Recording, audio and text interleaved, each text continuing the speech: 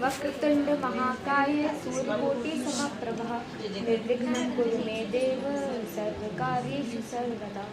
सर्वमंगल मांगल्ये शिवे सर्वार्थ साधिके शरण्ये त्र्यंबके गौरी नारायणी नमोस्तुते। ओम जयंती मंगला काली भद्रकाली कपालिनी दुर्गा क्षमा शिवा धात्री स्वाहा स्वधा नमोस्तुते। गुरुर्ब्रह्मा गुरुर्विष्णु गुरुर्देवो महेश्वरा गुरु साक्षात परब्रह्म तस्मै श्री गुरुवे नमः। तो आप सभी को जय माता दी। जय माता दी।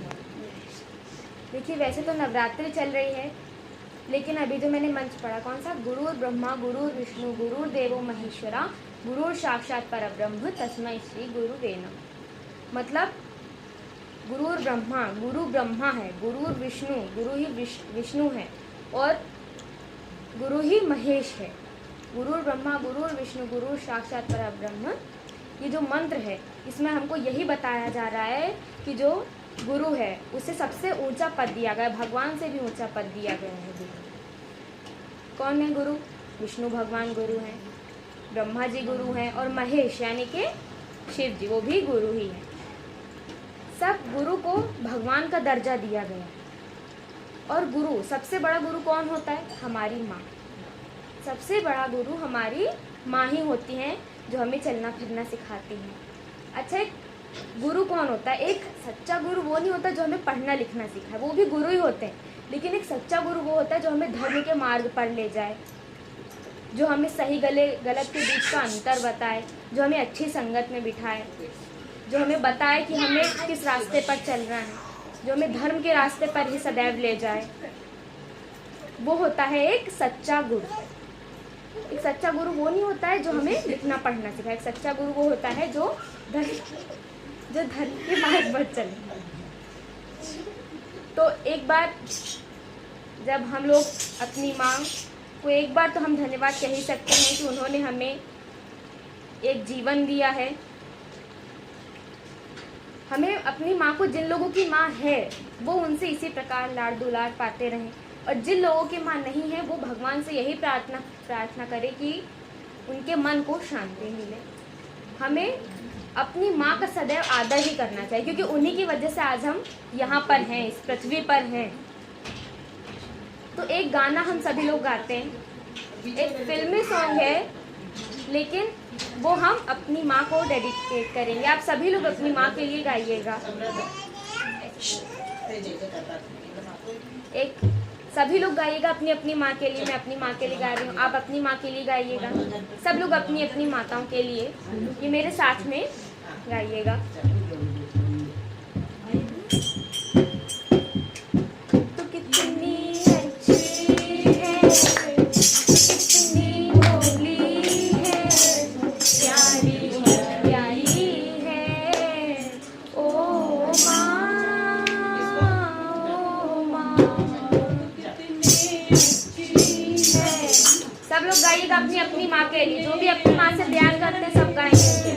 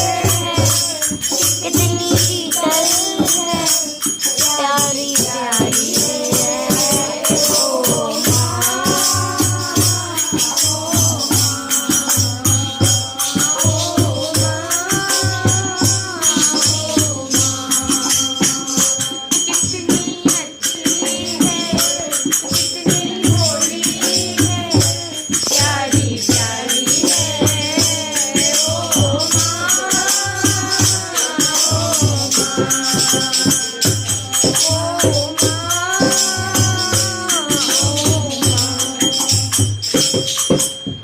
ये जो लास्ट तंत्र है बिल्कुल सही लिखा है कि माँ बच्चों की जान होती है, वो होते हैं किस्मत वाले जिनकी माँ होती है।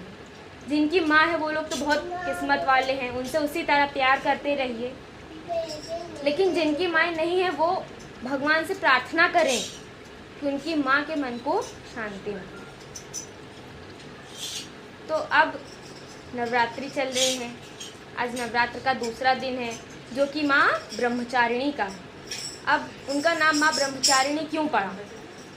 क्योंकि जब पर्वतराज की एक पुत्री हुई, क्योंकि जब राजा दक्ष ने एक यज्ञ रचा था और शिव जी को नहीं बुलाया था, तो सती माता वहाँ बिना बुलाए पहुँच गई थी, ये बोल के कि एक पिता के यहाँ उसकी बेटी की हमेशा थोड़ी जगह तो रहती ही है, तो वो मुझे बुलाएं चाहे नहीं बुलाएं, एक बेटी होने के हक से मैं वहाँ पे ज़रूर जाऊँगी। भोले जी के मना करने के बाद भी वो वहाँ पर गई थी। अब वहाँ पर गई तो उन्होंने देखा कि उनकी सारी बहनें, माताएं, सब लोग वहाँ पर उपस्थित थे, लेकिन सती और भोले बाबा का वहाँ पे कहीं पे नाम नहीं था, कोई जगह नहीं थी वहाँ पे। तो वो देख के उन्हें बहुत बुरा लगता है, कोई भी हो, कोई भी बेटी हो, वो अगर अपने माता पिता के घर जाए, वहाँ पे अगर उसके लिए जगह नहीं हो तो उससे भी बुरा ही लगेगा। तो सती माता उसी हवन कुंड में जिसमें यज्ञ होता है उसी में खुद के तन को त्याग देती है। अब जब माता फिर से दूसरा अवतार लेती हैं तो माता कहती हैं कि मैं दूसरा अवतार पर्वतराज हिमालय की पुत्री बनकर लूँगी। फिर जब पर्वतराज हिमालय की पुत्री होती हैं जिनका नाम शैलपुत्री रखा जाता है, जो मैंने आपको कल भी कथा बताई थी कि उनका नाम शैलपुत्री क्यों रखा गया है। उनका नाम शैलपुत्री, पार्वती, हेमलता इत्यादि रखा जाता है।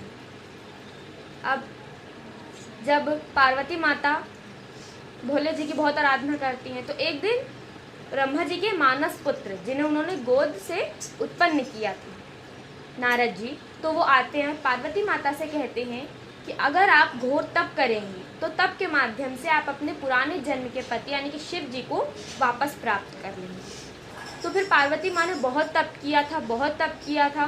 उन्होंने पहले 3000 वर्ष ऐसे नीचे ज़मीन पर शयन करती थी और कड़ी धूप उन्होंने सही, और फिर 3000 वर्षों के बाद उन्होंने 100 वर्ष अन्न जल त्याग कर वो पत्ते खा के रहती। अब जब वो पत्ते खा के रहती थी तो उनका नाम एक अपर्णा भी पड़ गया। पर्ण मतलब पत्ते, तो तब से उनका एक नाम अपर्णा भी पड़ जाता है। अब माता फिर 100 साल बाद पत्ते भी खाना त्याग देती हैं और जल भी त्याग देती हैं, भूखी प्यासी तप करती हैं। अब 20-25 साल निकल जाते हैं, 20-25 हज़ार साल निकल जाते हैं, ऐसे करते करते अब माता का शरीर बिल्कुल शून्य हो जाता है। तो सारे देवता शिव जी के पास जाते हैं, उनसे निवेदन करते हैं कि अब माता ने बहुत तप कर लिया, अब आप उनका और कितनी परीक्षा लेंगे, अब आप उन्हें दर्शन दीजिए। तो फिर विष्णु भगवान के भी अनुरोध करने से, ब्रह्मा जी के भी अनुरोध करने से शिव जी वहाँ पर प्रकट होते हैं और माँ पार्वती को उनका मनवांछित, जो भी उनके मन की इच्छा थी, उन्हें मनवांछित फल देते हैं। तो ब्रह्म मतलब घोर तप करना, और चारिणी मतलब जो अच्छे आचरण वाली हो, जो सरल जीवन जीना पसंद करती हो। तो ब्रह्मचारिणी का मतलब जो घोर तप करती हो और जो सरल जीवन जीना पसंद करती हो। तो तभी उनका नाम ब्रह्मचारिणी रखा गया, क्योंकि ब्रह्मचारिणी के रूप में माता ने बहुत तप किया था, जिससे उनका शरीर शून्य हो गया था, मतलब बहुत तप करने वाली, इसीलिए हम उनको माँ ब्रह्मचारिणी कहते हैं। अब माता का अवतार मैं आपको बाकी के आगे के 2 दिन के भी माता के अवतार बता देती हूँ, चंद्रघंटा और माँ कुष्मांडा। तो अब माता का नाम, तीसरे दिन की जो माता होती हैं माता चंद्रघंटा, तो उनका नाम माता चंद्रघंटा क्यों रखा गया, इसके पीछे की कोई कथा नहीं है, लेकिन अगर आप लॉजिकली देखें तो माता के मस्तक पर एक घंटा होता है जिसपे अर्धचंद्र बना हुआ होता है, आधा चंद्र बना हुआ होता है, इसीलिए उन्हें माँ चंद्रघंटा के नाम से बुलाया जाता है। वो माँ चंद्रघंटा के नाम से विख्यात है। अब माँ कुष्मांडा का नाम इसलिए पड़ा क्योंकि जब पूरी पृथ्वी में जल हो गया था, जब पृथ्वी का कुछ शुरुआत ही नहीं हुई थी, पूरी पृथ्वी में अंधियारा ही अंधियारा था, तो माता ने अपने बाहिनी भुजा से और अपने बाहिनी, जैसे हम मुस्काते हैं तो अपने बाहिनी मुस्कान से माता ने पूरी सृष्टि को उत्पन्न किया, इसीलिए उनका नाम कुष्मांडा पड़ा। तो ये तो माता का नाम कुष्मांडा, ब्रह्मचारिणी और चंद्रघंटा क्यों पड़ा, इसकी मैंने आपको वजह बताई। अब मैंने कल भी कहा था कि आप सब लोग ऐसे ही सुस्त सुस्त बैठे रहते हो, जब तक चाहे जितना माता का हो, कृष्ण भगवान का एक भजन नहीं होता है ना, तब तक मज़ा नहीं आता है। लेकिन सभी लोग नृत्य कीजिएगा, कल भी बहुत बोला था। कल देखिए माता ने पहले ही दिन सबको गरबा करवा दिया था। इतने देखिए आप लोग भाग्यशाली हैं।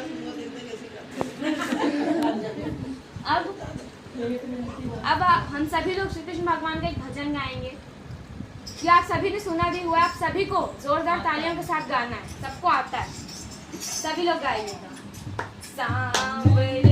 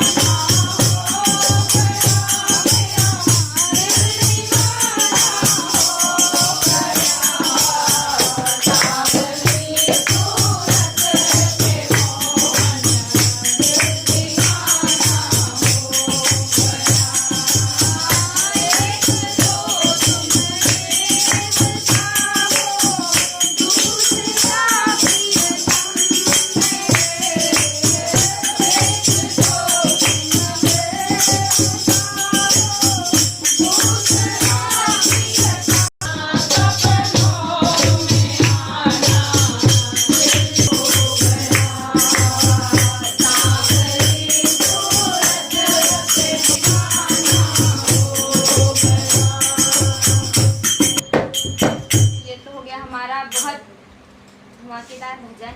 अब हम चलते हैं कि माता के, अब मैंने आपको कल बताया भी था, हमसे पूछा भी था कि माता सबसे ज्यादा किस पाप से दुखी है? भ्रूण हत्या। भ्रूण हत्या मतलब बेटियों को जो लोग गर्भ में ही मरवा देते हैं, उससे माता सबसे ज्यादा दुखी। तो उसी पे मैं आपको एक माता की कथा सुनाती हूँ। एक बार एक चंद्रघंट नाम का ब्राह्मण रहता था एक गांव में। वो एक मंदिर का पुजारी था। अब एक दिन जब नवरात्रि आती है तो बहुत मंदिर को अच्छे से सजाता है और ये भी देखता है कि किसी को किसी चीज़ की प्रॉब्लम ना हो। लेकिन उसके 2 दिन पहले उसको सपना आता है कि माँ स्वयं उसके सपने में आती हैं और कहती हैं कि हे पुत्र, मैं तुम्हारी आराधना से तो बहुत प्रसन्न हूँ, लेकिन अब तो मुझे यहाँ से निकाल के किसी और गांव में स्थापित कर दो। तो वो भक्त कहता है, मतलब चंद्रघंट कहता है कि हमसे ऐसी कौन सी बड़ी भूल हो गई है जो आप इस गांव से जाना चाहते हैं। तो माता कहती है कि तुम लोग नवरात्र में मेरी ही पूजा करते हो, गरबे करके मुझे ही मनाते हो, लेकिन जब भी कोई पुत्री होने को होती है तो तुम या तो उसे गर्भ में ही मरवा देते हो, या तो अगर वो होती है तो तुम उसे अच्छे से आदर सम्मान नहीं करते, उसका सत्कार नहीं करते हो अच्छे से। तो इतने में उसका स्वप्न टूट जाता है। अब वो सारा बात जाके मुखिया को बताता है अपने गांव की। तो मुखिया गांव के सारे लोगों को इकट्ठा करता है, सब लोगों में बात होती है।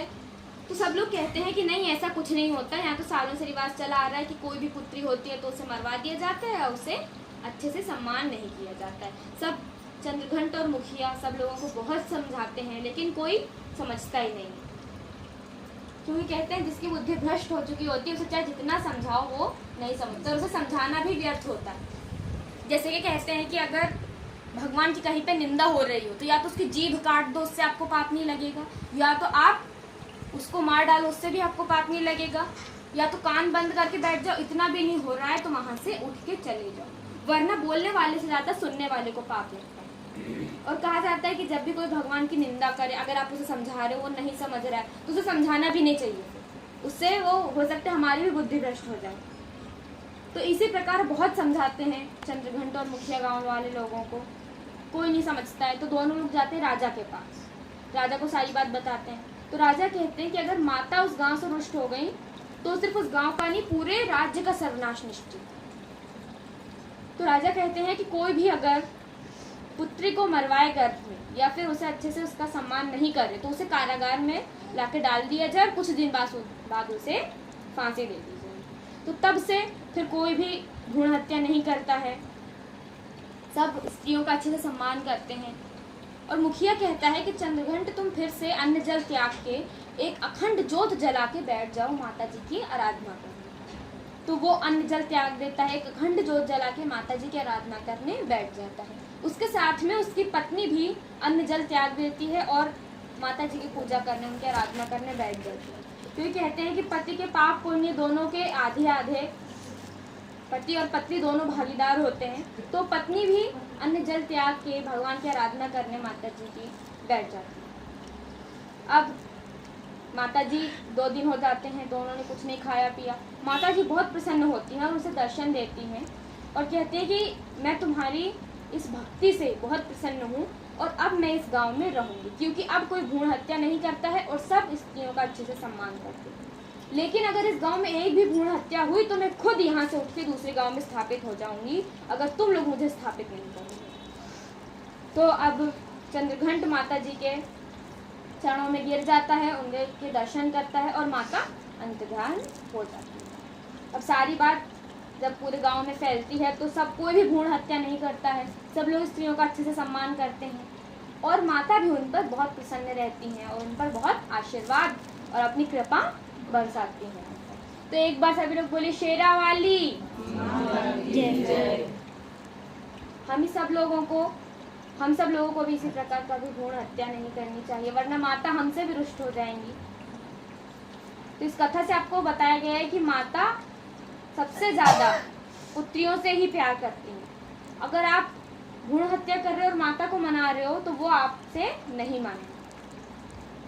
तो अब हमने श्री कृष्ण भगवान का भजन तो गा लिया, अब माता जी का हो रहा है, माता जी का भी एक भजन गाना पड़ेगा वरना हमसे भी रुष्ट हो जाएंगी। जब मेरा तो भजन ही नहीं गा रहे, सबका भजन गाते फिर रहे हैं। अब हम सब लोग तो माता जी का एक भजन गाते, पहले हम उनकी आराधना करते हैं। अर्गिनी नंदिनी नंदित मेदिनी विश्व विनोदिनी नंदनुते गिरिवर विंद शिरोदिनी वासिनी विष्णु विलासिनी जिष्णुनुते। अब हम सभी लोग माता जी का भजन गाएंगे, सभी लोग दोनों हाथ उठा के, और सभी लोग गाएंगे तभी मैं गाऊंगी। कोई नहीं गाता, कोई नहीं गाता है, मैं देखती हूँ कोई नहीं गाता है, ना कोई जोरदार तालियां हो जाता है। सभी लोग गाएंगे, सभी लोग साथ में गाएंगे। चलो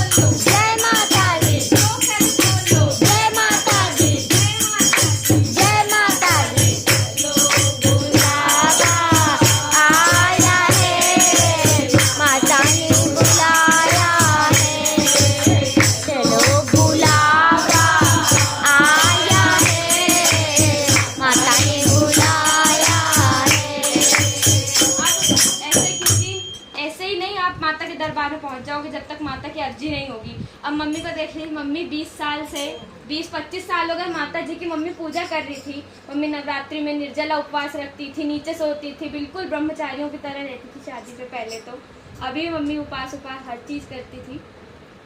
तो लेकिन मम्मी को आज तक वैष्णो देवी मम्मी नहीं गई थी। लेकिन अब अचानक मामा की, जो मेरे मामा है वो आर्मी में, तो उनका महू में ट्रेनिंग हुई और वो आके हमको ले गए, उनके जम्मू में पोस्टिंग और तुरंत दर्शन करके आ गए। तो जब माता जी चाहती हैं तभी आप उनके दर्शन करने जा सकते हैं। आप चाहे माता के कितने बड़े भक्त हो, आप चाहे जिंदगी भर उनकी पूजा करो, जब तक माता की अर्जी नहीं होगी आप वहाँ पर नहीं जा सकते। अब हम सभी लोग बोलते हैं कि आप सबकी सुनते हो, हमारी नहीं सुनते हो, खाली सबसे हम हम सबसे ऐसे बोलते हैं, माता से भी ऐसे बोलते हैं। तो अब हम सब लोग माता जी से अपने दरबार में, उनके दरबार में हम अपनी झोली फैलाते हैं। अब सभी लोग साथ में गाइएगा, देवी माता रानी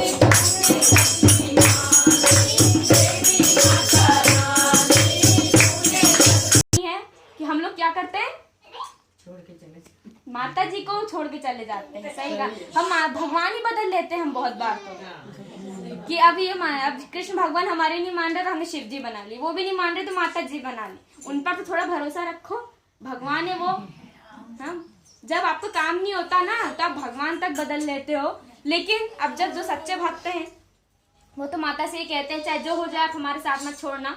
तो अब हम सब लोग माता से यही मांगेगा, तेरा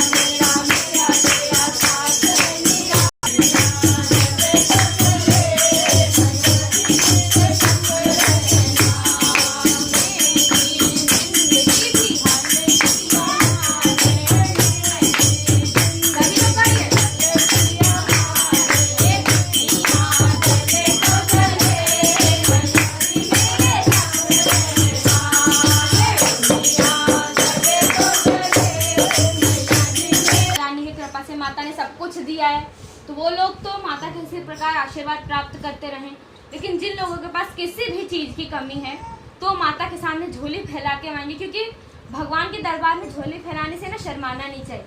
जब दुनिया के सामने झोली फैलाने से नहीं शर्माते हो तो माता के सामने क्यों शर्मा। इन्हीं के सामने तो आप बस एक झोली फैला सकते हो, वही तो है हमारी असली माँ। तो अब हम सभी लोग माता जी के सामने अपनी झोली फैलाएंगे और जो भी हमारे पास नहीं है वो उनसे मांगेंगे। लाखों के दुख लिए हरदाती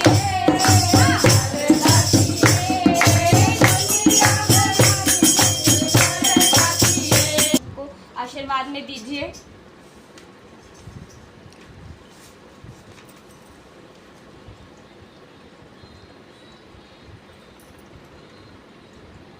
और माता रानी से बस यही प्रार्थना है हमारी कि इसी प्रकार माता रानी सबको सुख दें, सबको आशीर्वाद दें, किसी को भी दुख का भागी नहीं बनना पड़े।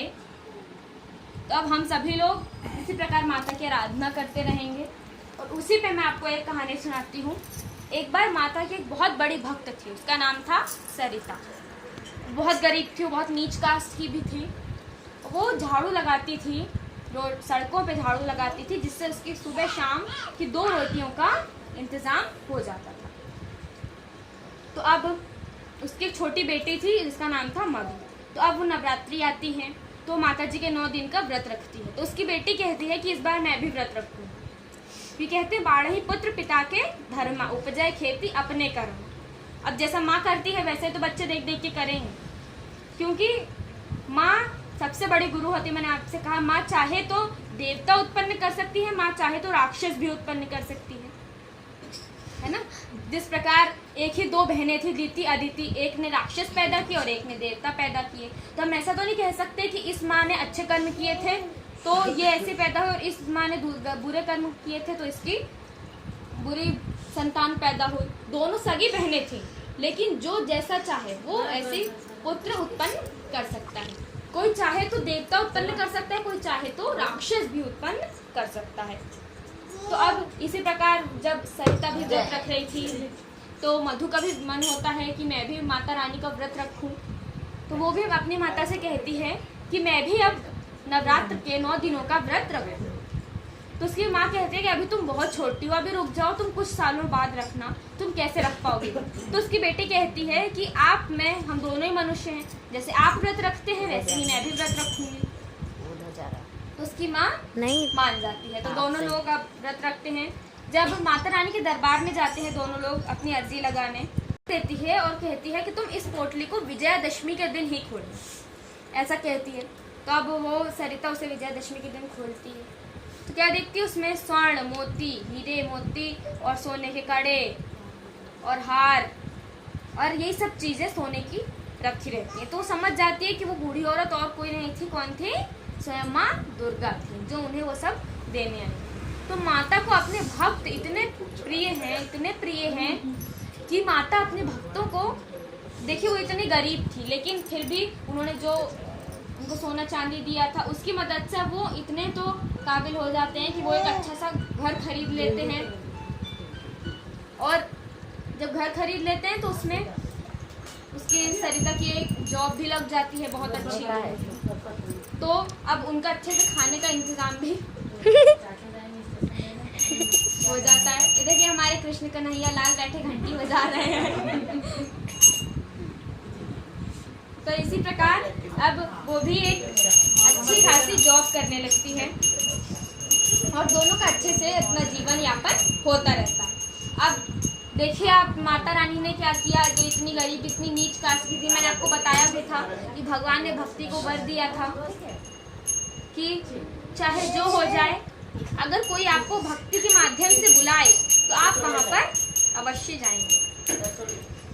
तो अब वो भी, सरिता ने भी भगवान को भक्ति के माध्यम से ही बुलाया था, तो भगवान वहाँ पर गए और उन्होंने उसे आशीर्वाद दिया। तो ये इसी प्रकार हम लोग भी सरिता और मधुबन के भगवान की मदद करें, मतलब भगवान हमारी मदद करेंगे अगर हम भी सरिता और मधु की तरह ही भगवान की भक्ति करें। तो भगवान बार बस मेरे पास आकर देते, तुम्हारे पास जो नहीं होगा मैं हर चीज़ दूंगा। क्योंकि अगर आप भगवान से संबंध बनाते हैं ना तो बड़े बड़े सेठ आपके घर आते हैं, लेकिन आपको अगर बड़े बड़े सेठों से संबंध बनाना है ना तो आपको खुद चल के उनके घर जाना पड़ता है। मैं आपको पहले भी एक बार बोल चुकी हूँ, क्योंकि भगवान से बड़ा सच्चा सहारा और कोई नहीं होता है। तब हम सभी एक बार माता रानी का फिर से ध्यान करेंगे। ध्यान लगा के आप सभी बैठ जाइए थोड़ी देर, क्योंकि एक अगर कोई भी भजन होता है उसके बाद अगर आप ध्यान लगा के बैठते हैं तो आपके दिल के तार माता रानी से जाके जुड़ते हैं।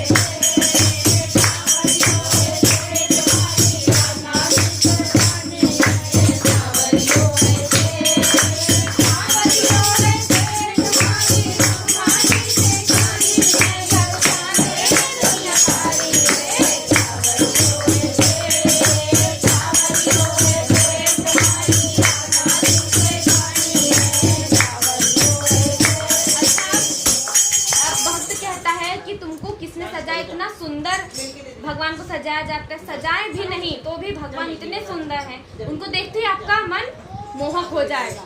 तो एक भक्त क्या कहता है, सांवरिया तुझको गिरधारी तुझको किसने सजाया है, सांवरिया तुझको गिरधारी तुझको किसने सजाया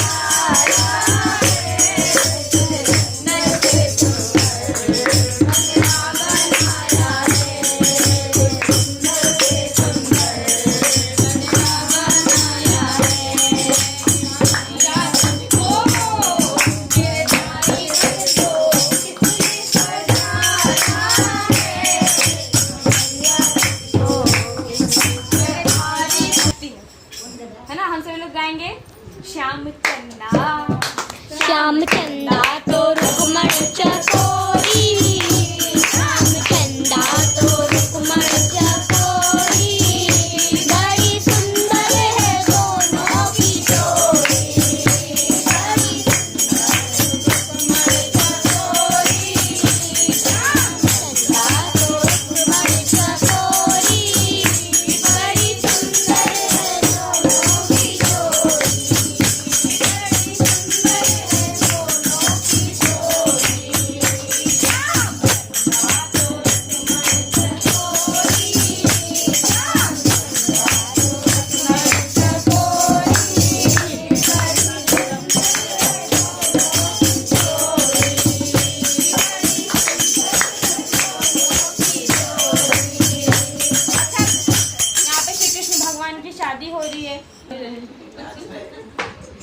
तो बढ़िया तो नाच रहा है। अब रुक्मणी जी की तरफ वाले जो है वो क्या कह रहे हैं? फटते नाचेगा जो।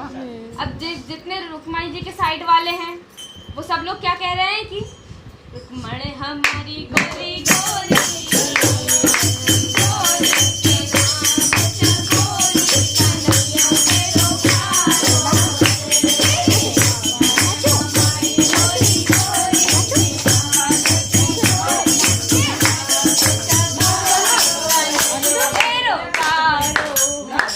सभी लोग नृत्य कीजिए, सभी लोग नाचो नाचो।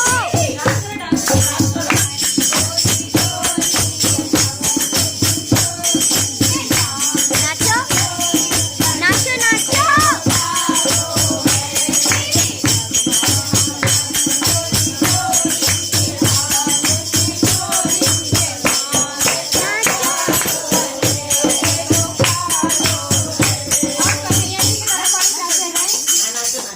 वो तो पारो नहीं है मछुआरो यारो किसी को प्यारो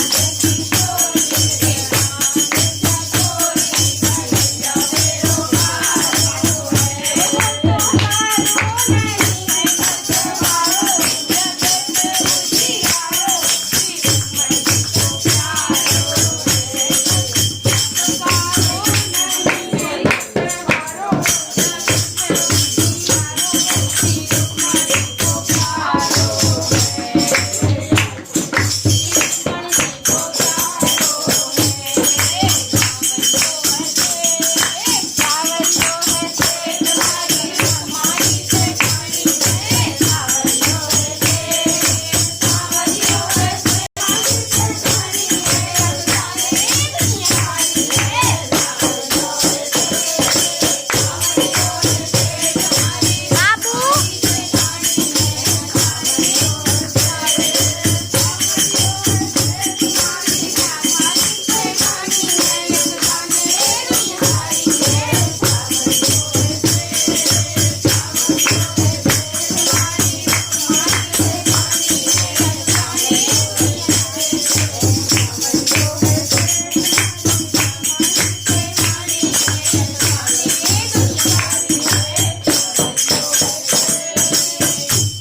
तो सांवरियो हमारा सेठ है, सांवरे भगवान, और रुक्मणी जी हमारी सेठानी।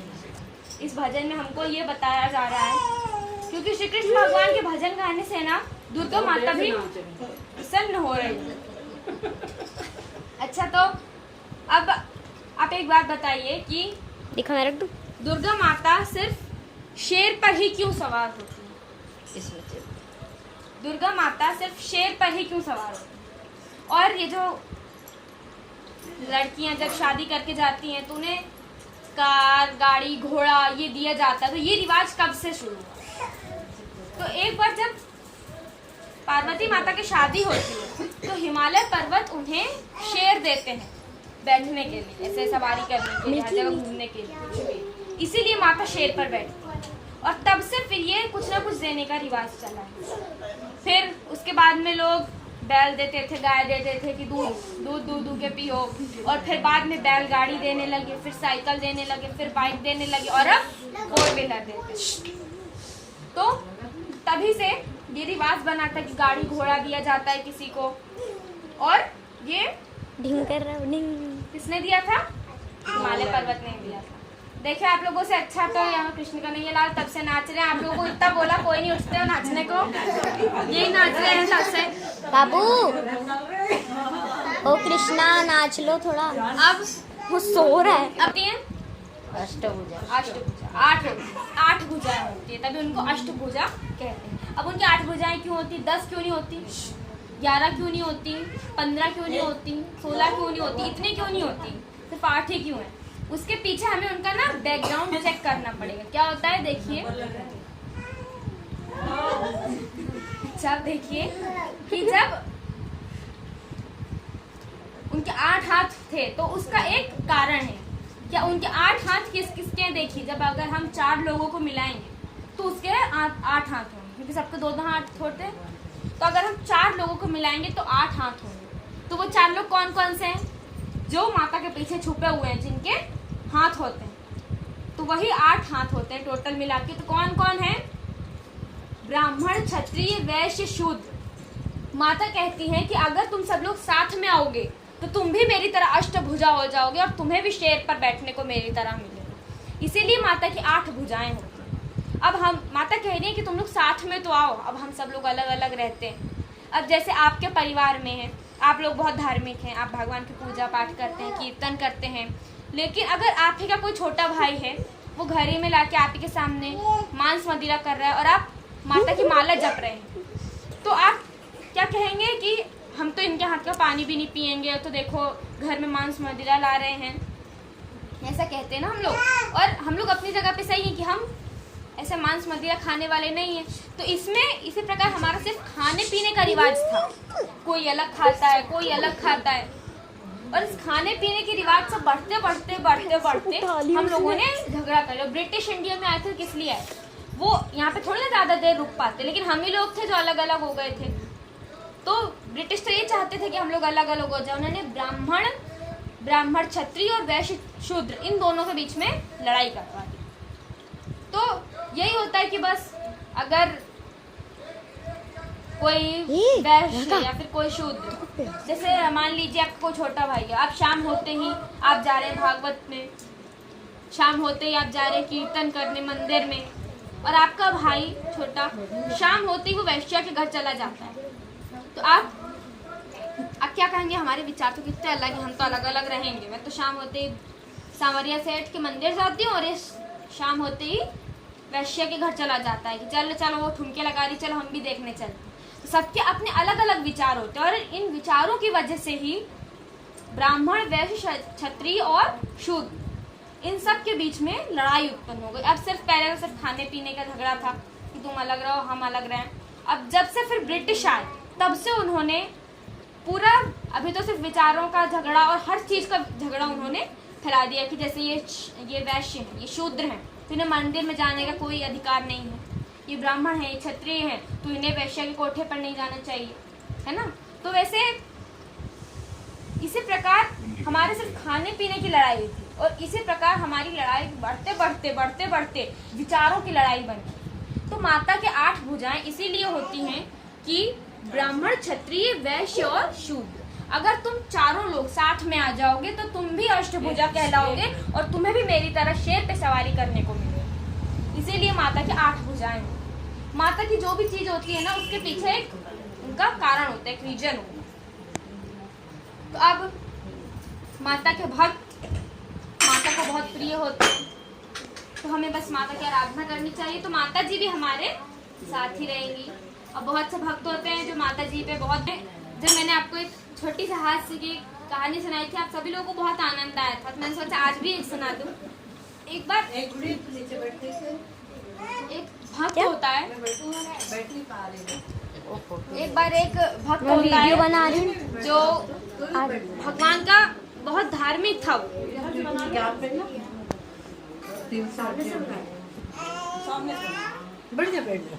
वो धार्मिक तो बहुत था, लेकिन क्या था, देखिए वो धार्मिक तो बहुत था भक्त, लेकिन क्या था, बहुत कंजूस था।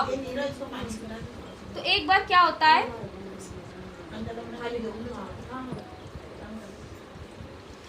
पुराण में जाता है, तो वहाँ पे वो देखता है सब लोग अपनी अपनी श्रद्धा से, कोई 11 रुपये, कोई 21 रुपये, कोई 21,000, कोई 51,000, कोई 11,000, सब अपनी अपनी श्रद्धा से दान करते हैं। तो सर बहुत शर्म आती है कि मैं कुछ नहीं दान करता हूँ।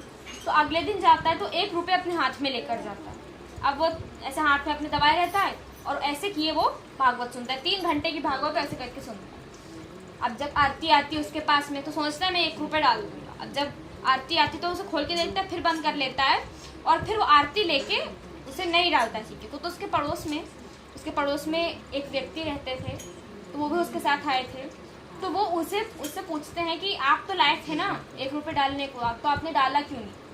तो कहते हैं कि देखो अब जब हमारे हाथों में, हमारे अंदर कितनी हीट होती है, कितना टेम्परेचर होता है हम लोगों के अंदर कि कोई भी चीज़ अंदर जाती है तो जाके सीधा गल जाती है। हमारे अंदर एक न्यूरिक एसिड नाम की एक एसिड होती है जो मेटल को भी पिघला सकती है। तो हमारे अंदर इतनी हीट होती है, अब हम कोई भी चीज़ 3 घंटे हाथ में लिए रहेंगे, पूरा पसीना पसीना हो जाती है वो। तो वो कहते हैं देखो ये कितना रो रहा है, इसे नहीं जाना मुझसे दूर, देखो रो रो के पूरा भीग गया है, इसे मुझसे दूर नहीं जाना, इसीलिए मैंने नहीं डाला। अब वो उसके हाथ की गर्मी से वो पूरा भीग गया था, पूरा गीला गीला हो गया था पसीने से। वो कहता है देखो कितना रो रहा है, रो रो के पूरा भीग गया कि इसे मुझसे दूर नहीं जाना, इसलिए मैंने इसे अपने से दूर नहीं। 1 रुपए के लिए। तो बहुत से भक्त होते हैं जो अपनी श्रद्धा से बहुत दान करते हैं, बहुत से भक्त होते हैं जो बहुत कंजूस होते हैं, लेकिन भगवान ये नहीं देखते कौन कितना दान कर रहा है, भगवान श्रद्धा देखते हैं मन कि आप कितने श्रद्धा से, आप कितने भक्ति भाव से माता का पूजन करते हैं। अब ये श्रीमद् भागवत पुराण करवाने का, खास करके नवरात्रि में श्रीमद् भागवत पुराण करवाने का सुनहरा अवसर बहुत मिलता है, बहुत कम लोगों को मिलता है। और सोनू आंटी और उनके परिवार को मिला, तो एक बार उनके लिए तालियां बजाना श्रीमद् भागवत पुराण का। अब हम इनके लिए, इनके परिवार की माता के दरबार में अर्जी लगाते हैं, जिससे कि इनका कोई भी काम अधूरा रहेगा। कोई भी काम अगर अधूरा हो, माता की कृपा से अगर सब अच्छा है तो अर्जी लग जाएगी कि आप माता के भक्त हैं, आपकी लिस्ट में नाम आ जाएगा। और अगर आपको कोई भी काम अधूरा है तो अगर आप माता के दरबार में अपनी अर्जी लगवा देते हैं तो वो काम माता जल्द से जल्द पूरा कर देती है। तो अब हम सब लोग पूरे कुमार परिवार की माता के दरबार में अर्जी लगाएंगे। मेरे यशवंत राव की है अरदास, काम ना रहे उदास, की है अरदास, इनका मन ना रहे उदास, मैया पूरन करना आस, मैया आना, मैया घुंघरू बजाती आना, मैया सिंह सवाती आना, बोलो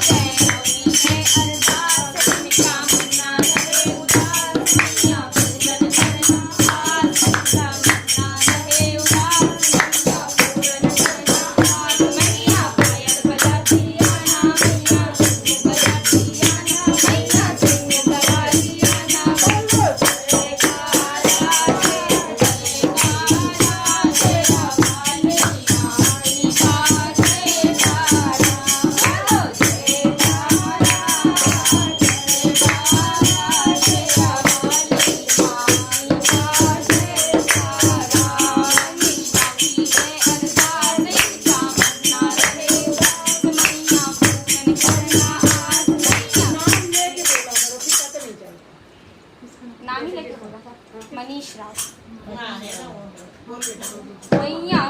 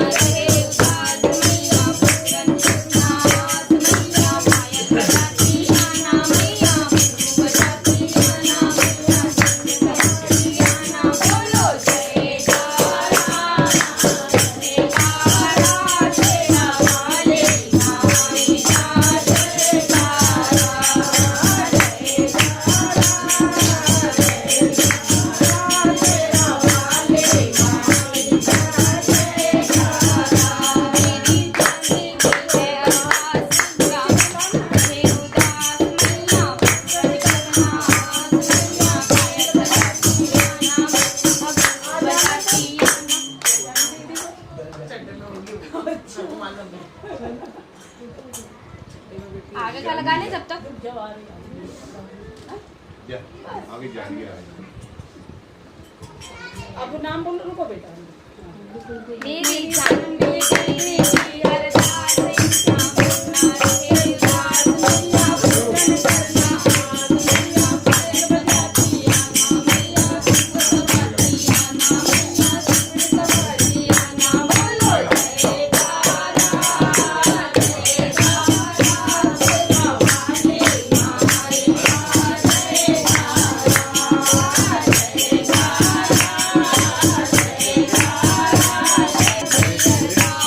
कामना है उदास मैया पूरन करना मैया पैर बजातिया ना मैया सवरिया ना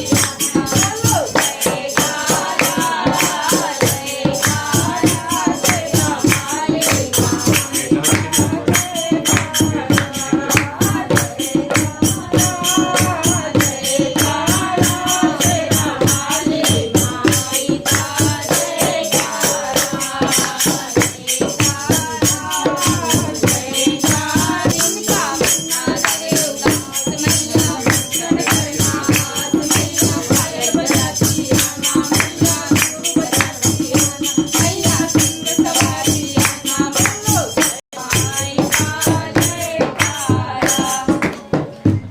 अब माता के दरबार में तो आपके जो भी कार्य अधूरे होंगे वो माता जल्दी से जल्दी पूरा करेंगी। वाह यार अब लड्डू को अगर और भी किसी को अच्छी लगवाना है, किसी को लगवाना है तो बोलो, लगा देना। लगा के तुम्हारे साथ ऐसे लगा दे। नहीं नहीं नहीं अरे करने दो।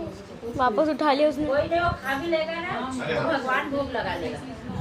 अरे अटक जाए। अरे अटक जाएगा। नहीं नहीं, पैसा नहीं है, भोग वो नहीं, भाई नहीं खा ले। नहीं, ये नहीं खाएगा।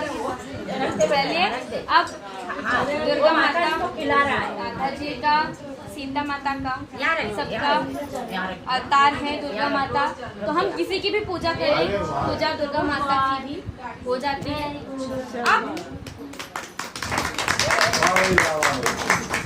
अब हम सब लोग माता का संकीर्तन करेंगे। सभी लोग गाइएगा, सब लोग बोलिए प्रेम से बोलो जय माता दी, जय माता दी, जय माता। एक छठी रानी बोलेगी क्योंकि आज मैंने माता रानी का दिन है तो भ्रूण हत्या करना माता रानी को पसंद नहीं है, इसीलिए नित्य 2 शब्द बोलेगी बेटियों के लिए।